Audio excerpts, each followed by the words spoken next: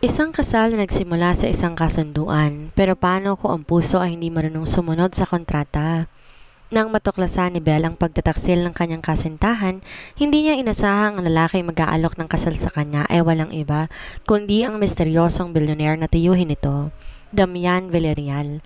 Isang formal na kasunduan, isang papel na kasal, yun lang dapat ang namamagitan sa kanila. Ngunit habang lumilipas sa mga araw, unti-unting nagkakaroon ng kahulugan ang kanilang pagsasama.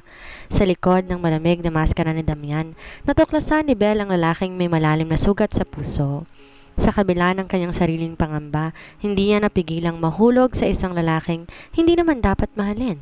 Ngunit paano kung ang nararamdaman nila ay hindi na kayang itago ng kahit anong pirma sa papel? Sa larong ito ng kapalaran, sino ang tunay na panalo? Ang puso o ang kontrata? Chapter 1. Belle's POV. Dala ang isang kahon ng paboritong cookies ni Adrian at isang bote ng wine, excited akong umakyat sa kondo niya. Sinadya kong hindi mag-text o tumawag. Gusto ko siyang sorpresahin pagkatapos na isang linggo naming hindi pagkikita dahil sa trabaho. Miss na miss ko na siya at alam kong matutuwa siya kapag nakita niya ako. Pero hindi ko inaasahan ang sorpresa na sasalubong sa akin. Pagpasok ko, agad akong nagtaka kung bakit may mga nakakalat na sapatos na pambabae sa may pintuan. Hindi naman sa akin ang mga to, hindi rin sa kanya. Sa loob-loob ko, baka may bisita siya. Pero nang marinig ko ang mahinang halakhakan mula sa loob ng kwarto niya, may kung anong kaba ang sumiksik sa dibdib ko. Dahan-dahan akong lumapit, pilit pinakakalma ang sarili, pilit tinutulak ang anumang masasamang hinala. Ngunit nang marinig ko ang mahihinang ungol at mas malakas sa tawa mula sa loob, halos hindi ko na kinaya ang panginig ng mga kamay ko. Huminga ako ng malalim bago marahas na binuksan ang pinto. Ang sumalubong sa akin ay isang eksenang hindi ko kailanman inakala, ang eksaktong bangungot na hindi ko pinangarap na magiging parte ng buhay ko. Si Adrian, ang boyfriend ko, hubot-hubad, nasa ilalim ng puting kumot, kasama na isang babaeng hindi ko kilala pero malinaw ang nangyari sa kanila. Walang hiya ka, Adrian? Sigaw ko, halos maiyak sa matinding galit at panlulumo. Hindi ko na malayan na bitawan ko ng hawak kong kahon at bote ng wine. Malakas itong bumagsak sa sahig, kasabay ng pagbagsak ng puso ko sa milyon-milyong piraso. Nagulat si Adrian, pero hindi siya agad bumangon. Para bang hindi rin siya makapaniwala na nakita ko silang dalawa sa ganitong sitwasyon. Samantalang ang babaeng kasama niya, agad tinakpan ang sarili at umusog palayo. Halatang nagulat pero walang bahid ng pagsisisi sa mukha. Belle? Biglang nataranta si Adrian habang bumabangon, pilit inaabot ang suot niyang pantalon. Hindi itong iniisip mo? Napatawa ko ng mapait. Talaga? Anong iniisip ko, Adrian? Na niniyakap mo lang siya para hindi siya ginawin?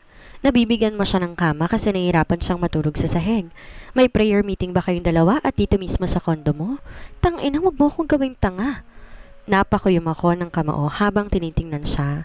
Ang lalaking minahal ko ng buong puso, ang lalaking pinagkatiwalaan ko. Gaano katagal, Adrian? Gaano mo na ako katagal niloloko? Pinigilan ko ang pagbagsak ng namumuong luha sa mga mata ko. Hindi siya sumagot, hindi makatingin ng diretso sa akin. Doon ko napagtanto na hindi lang to isang beses na pagkakamali. Matagal na, pinagplanuhan, matagal na niya akong niloloko. Halos magpakakuba ako sa pagtatrabaho para may maibigay lahat ng pangangailangan niya. Pero itong ibabalik niya sa akin? Belle, makinig ka muna. Aniya, lumalapit habang hawak-hawak ang kanyang pantalon. Umatras ako, pinigil ang sariling wag magpadaig sa sakit na nararamdaman. Makinig saan, Adrian? Sa kasinungalingan mo? Sa paliwanag mong walang saysay? Muling bumagsak ang mga luha ko, pero agad kong pinahid ang mga yon. Hindi ko siya bibigyan ng kasiyahan na makita ko masyado nasasaktan. Lahat ng gusto mo binigay ko sa'yo. Lahat ng pagmamahal ko wala bang halaga sa'yo, Adrian? Muli akong humagulhol. Hindi na kayang pigilan ang sakit na bumalot sa buong sistema ko. Paano mo nagawa to sa akin? Nakayoko siya, parang nahihiya, pero hindi sapat ang pagsisisi niya para burahin ang sakit na nararamdaman ko. Dinig na dinig ang kabog ng puso ko habang dahan-dahang umatras palayo sa kanya. Alam mo, Adrian, hindi mo lang sinira ang relasyon natin. Sinira mo rin ako. Sa huling pagkakataon, Bago ko tuluyang lumabas sa impyernong to, tiningnan ko siya ng buong galit at puot. Sana, Adrian, kung ano mang hinahanap mo sa kanya, masulit mo, dahil hindi mo na ako kailanman mababalikan. Lumabas ako ng kondo niya nang hindi lumilingon, pero bawat hakbang palayo ramdam ko ang bigat ng mundo sa balikat ko. Pagkalabas ko ng kondo, pakiramdam ko para akong sinasakal ng sariling emosyon. Parang may mabigat na bato sa dibdib ko. Isang piraso ng sarili kong pagkatao ang naiwan sa kwartong yon, kasama ng lalaking akala ko'y mamahalin ako habang buhay.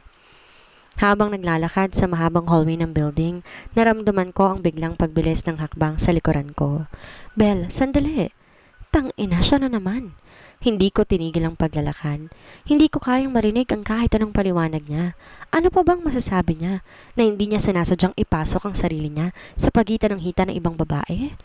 Pero kahit anong bilis ng hakbang ko, naabutan pa rin niya ako sa may elevator. Bel, please, mag-usap tayo. Habol hiningang sabi ni Adrian habang hinahawakan ang braso ko. Dahil puno na ako ng galit at hinanakit, hindi ko na napigilan ang sarili. Malakas kong inalis ang kamay niya, marahas na sinampal ang mukha niya, malutong, malakas ang tunog na kahit receptionist sa lobby siguradong narinig. Anong gusto mong pag-usapan, Adrian? Kung paano mo ako pinagpalit sa babaeng yon? Kung paano mo ako ginawang tanga habang niloloko mo ko sa likod ko? O kung paano mo nagawang sirain lahat ng pinaniniwalaan ko? Nanginginig ang boses ko sa galit at sakit. Napayuko siya, hawak ang pisngi niyang namula sa sampal ko. Bel, hindi kita gustong saktan. Natawa ako, mapait, puno ng pangungutya. Pero ginawa mo pa rin, di ba? Nang bumukas ang elevator, agad akong pumasok. Pinipigil ang sariling muling lumingon sa kanya.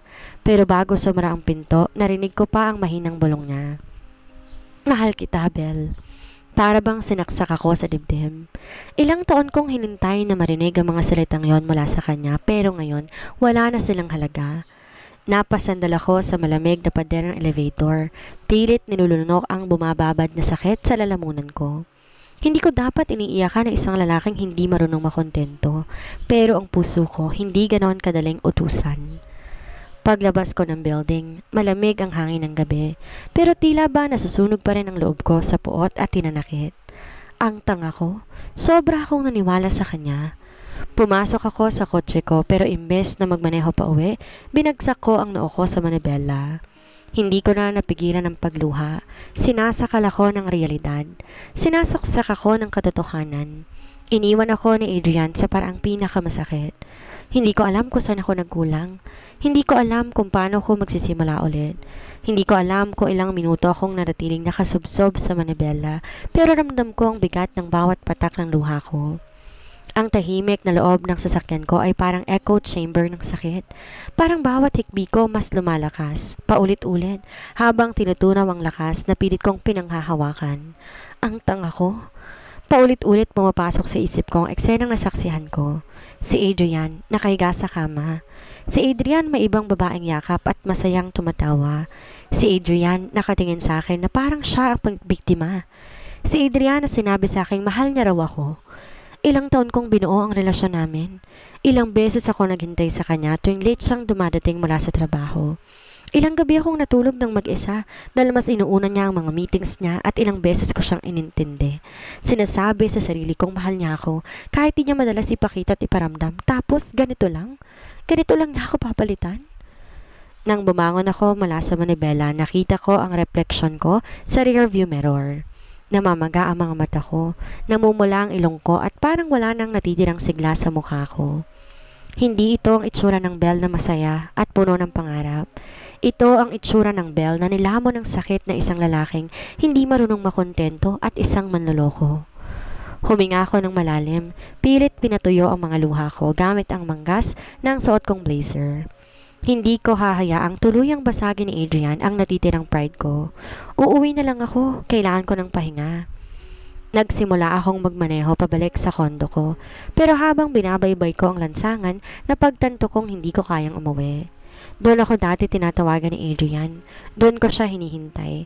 Doon ko siya iniisip bago matulog at sa ngayon, doon ko rin mararamdaman ang kawalan niya. Imbes dumiretso sa bahay, lumuko ako sa isang pamilyar na bar. Hindi ako mahilig sa inuman pero sa gabing to, kailangan kong makalimot kahit sandali lang. Kailangan kong uminom para mabawasan ang sakit na nararamdaman ko. Pagpasok ko sa bar, agad akong sinalubong ng mahinang tugtog ng jazz music at ng amoy ng alak at usok ng sigarilyo. Hindi ito yung typical na maingay na club na may nagsasayawang lasing.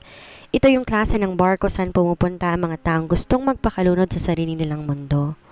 Habang nakatitig sa baso ng whiskey, umupo ako sa isang bakanting stool sa harap ng bar counter.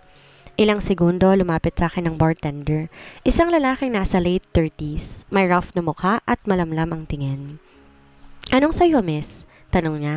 Nakatingin sa akin na parang alam na nang may babigat akong dinadala. "Something strong," sagot ko. "Yung kaya kong lasingin ng mabilis at makatulog ng mabilis?" Tumango siya at walang tanong-tanong, nagsimulang mag-mix ng inumin. Ilang segundo lang inabot niya sa akin isang baso ng amber-colored na alak. I took a deep breath before taking my first sip. Tang-ina, masakit sa lalamunan, masyadong matapang pero mas gusto ko to kaysa sa sakit na nararamdaman ko sa loob. Ipinatong ko ang siko ko sa counter at napayo ko. Dito sa bar, walang nakakakilala sa akin. Walang magtatanong ba't namamaga ang mga mata ko o ba't halata sa kilos ko na gusto kong lumimot. Isang gabi lang. Isang gabi lang akong magiging mahina. Isang gabi lang nalulunurin kong sarili ko sa alak para makalimutan ang ginawang panloloko ni Adrian. Bad night? Nagangat ako ng tingin nang marinig ang malalim at mababang boses ng isang lalaki mula sa kanan ko. Di ko napansing may katabi na pala ako. Isang estrangherong mukhang di naman estranghero sa gantong klaseng lugar. Matangkad, may matipunong pangangatawan at may suot na dark blue button-down shirt na may dalawang button na hindi nakakabit. Ang buhok bahagyang magulo, pero hindi sa paraang hindi inayos. Mukha siyang taong sanay sa controlled chaos. Pero ang pinaka nakakuha ng pansin ko ay ang mata niya, matatalim. Para bang sa isang tingin lang, kayang basahin ng buong kaluluwa ko. "Yeah," sagot ko matapos ang ilang segundong katahimikan. "A very, very bad night." Tumango siya, tila alam na ang buong kwento nang di ko pa sinasabi. Kinuha niya ang baso niya, isang mamahaling whiskey. Mukhang high-end brand at dahan-dahang inikot yon sa kanyang kamay bago uminom. Hindi ko alam kung bakit, pero may kung anong pakiramdam akong dumaloy sa akin. Parang may kakaibang presensyang lalaking to. Di niya kailangan magsalita ng marami, pero may bigat ang presensya niya sa lugar.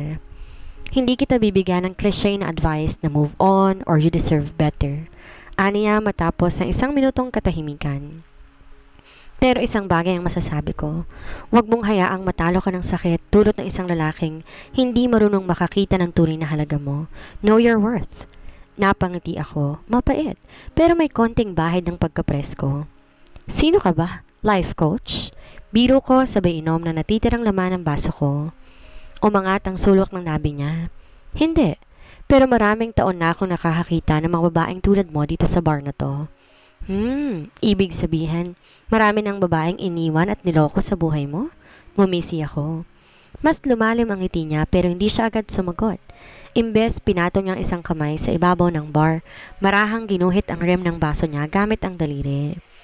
"Maraming babaeng dumaan sa buhay ko, pero hindi lahat sila iniwan ko," aniya sa mababang tinig. "At hindi rin lahat sila gusto kong iwan."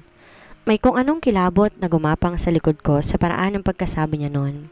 Hindi ko alam kung dahil sa epekto ng alak o dahil sa paraan ng pagtitig niya sa akin.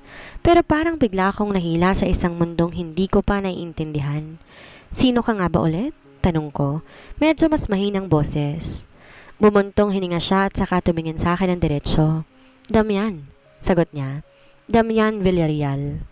Tila lumabo ang paligid ko sa pagitan ng epekto ng alak at sa paraan ng pagtitig ni Damian Villarreal sa akin. May kung anong misteryo sa mga mata niya, parang tahimik na bagyo na hindi mo mahahalata kung magdadala ba ng ulan o dilubyo. Damian Villarreal. Parang pamilyar ang apelidong yon, pero sa puntong ito wala akong pakialam. "Belle Ramirez," sabi ko. Di ko alam kung bakit ko siya sinagot. Tumango siya at muli uminom ng whiskey. Hindi niya ako tinanong kung bakit ako narito o kung anong problema ko. Hindi siya tulad ng ibang lalaki na agad nagiging makulit kapag nakakita ng babaeng mukhang wasak o problemado. Sa halip, nanatili siyang tahimik. Parang wala siyang balak pangunahan ng kwento ko. Hindi ko alam kung bakit pero parang gusto ko magsalita. Kakatapos lang ng relasyon ko. Bigla kong sinabi. Tila sinusubukan ang lasa ng mga salitang yon sa dila ko. Ang sakit ng katotohanan, parang matapang na shot ng tequila, mapait, mainit sa sikmura, pero kapag naibulalas mo may bahagyang ginhawa. Tumango siya, hindi nagulat. Kaya ka narito. Yeah, hindi ako sanay makipag-usap sa isang estranghero, lalo na sa isang tulad niya. Isang lalaking mukhang alam kung paano umiwas sa damdamin, pero hindi kailanman nawala ng kontrol. Pero ngayong gabi wala akong pakialam. Ngayong gabi gusto ko lang ng kahit anong bagay na makapagpapaalis ng sakit sa dibdib ko, kahit panandalian lang. Sinakop ng katahimikan ang pagitan namin. Hindi nakakailang pero mabigat. Para bang iniisip niya kung paano ko kakausapin. Habang ako naman nag-aalangan kung paano ko isusukang lahat ng hinanakit sa loob ko. Pero hindi ko na kailangan pang ipaliwanag. Kilala ko siya. Bilang sabi ni Damian, tsaka muling uminom. Napakurap ako. Sino? Ang sagot niya dumaan sa pagitan ng tunog ng ice cube sa baso niya. Si Adrian. Napatigil ako. Tila biglang luminaw lahat sa pagitan ng kalasingan at gulat. Napatitig ako sa kanya. Paano niya kilala si Adrian? Wait, what? Napakunot no ako at pinasadahan siya ng tingin. Ano ang ibig mong sabihin? Binaling niya sa akin ng malamig pero matalim ang tingin niya. Ako ang tiyuhin niya. Nanlalamig ang buong katawan ko. Hindi ko alam kung alak ba ang dahilan kung bakit tila bumagal ang mundo o ang impormasyong iyon mismo. You're joking. Halos matatawa akong umiling, pero kita sa mukha niya na wala siyang balak magbiro. I am not. Dahan-dahan kong inalala ang mukha ni Adrian, ang pamilyar na mata, ang hugis ng kanyang panga. At ngayon, habang nakaupo ako sa tabi ni Damian, bigla akong napansin ang bahagyang pagkakahawig nila. Hindi malapitang magkamukha, pero may ilang katangian sa kanila na parehong matalim na tingin. Ang paraan ng pagsasalita na parang palaging sigurado sa lahat ng bagay. Parang may isang malaking pagkakaiba. Habang si Adrian punong-puno ng kasinungalingan at pagpapanggap. Si Damian parang isang misteryong hindi mo alam kung gusto mong lutasin o takasan. You're serious? Bulong ko, parang hindi pa rin makapaniwala. Paulit-ulit akong napanunok at parang bigla nawala ang pagkalasing ko. Yeah, nilapag niya ang baso niya at tumilig sa upuan. At alam ko kung paano kanya itrato. Napalunok ako. Paano manalaman? Nagtagal muna siya na ilang segundo bago sumagot. Nabalitaan ko. Hindi ko inakala na makikilala kita ng personal, pero narinig ko na ang tungkol sa'yo. Mas lalong nanikip ang dibdib ko. Ibig sabihin hindi lang ako basta simpleng ex na niloko. Isa akong pinag-uusapan, isa akong babaeng pinagpiestahan siguro ng mga kwentuhan ng pamilyang yon.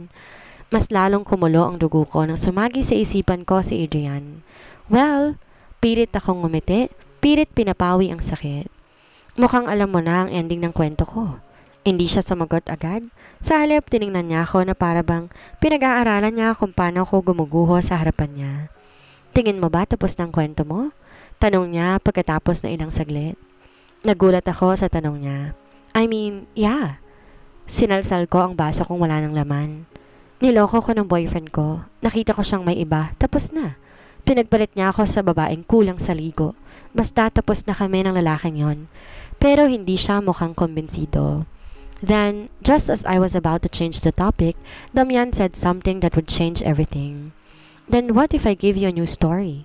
Napakunot-no ako. Ano? Huminga siya ng malalim bago niya ako tiningnan ng diretsyo. Pakakasalan mo ko. Napatanga ko. Sa lahat ng posibleng narinig ko sa gabing ito, sa lahat ng posibleng reaksyon mula sa tiyo ng ex ko, hindi ko inaasahan to. What the actual... Hindi kita pinaglalaroan. Seryosong sabi niya. Hindi man lang natinag sa reaksyon ko. Gusto kong pakasalan ka, Belle, at hindi to tungkol sa feelings o pagmamahal. Then ano to? Hindi ko alam kung seryoso ba ako o lasing na, pero masyado akong shock para matawa. Kumurap-kurap ako ng 3 beses. Sinandal niya ang braso niya sa ibabaw ng bar at yumuko ng bahagya. Mas lumapit pa sa akin. Kailangan ko ng asawa? Aniya sa mababang tinig. At kailangan mong gumante. Nanlaki ang mga mata ko. Are you... Just think about it. Umangat ang isang sulok ng labi niya. Pero hindi yon ngiti ng kasiyahan. Para tong ngiti na isang taong sanay sa laro ng kapalaran. Ikaw ang babaeng niloko ng pamangkin ko. Ako ang lalaking may dahilan para sirain ang pride niya. Hindi ako agad nakapagsalita. Bakit mo to ginagawa? Bulong ko. Don't tell me, paglalaroan mo rin ako, kagaya ng ginawa ng pamangkin mo. Tinaasan ko siya ng kilay. Inikot niya ang baso niya sa pagitan ng mga daliri niya. Dahil gusto kong malaman kung paano siya masisindak kapag nalaman niya ang babaeng tinapon niya, ang babaeng hindi niya pinahalagahan ay magiging asawa ko. Nanlamig ang buong katawan ko. This was insane. Completely insane. Pero sa kaibuturan ng puso ko, may bahagi sa akin na nag-igising. Isang bahagi na gusto kong makita ang reaksyon ni Adrian kapag nalaman niyang hindi lang basta nakamove on ako. Kung hindi, napunta ako sa isang lalaking hindi niya kayang tapatan, ang kanyang tiyuhin na si Damian Villarreal.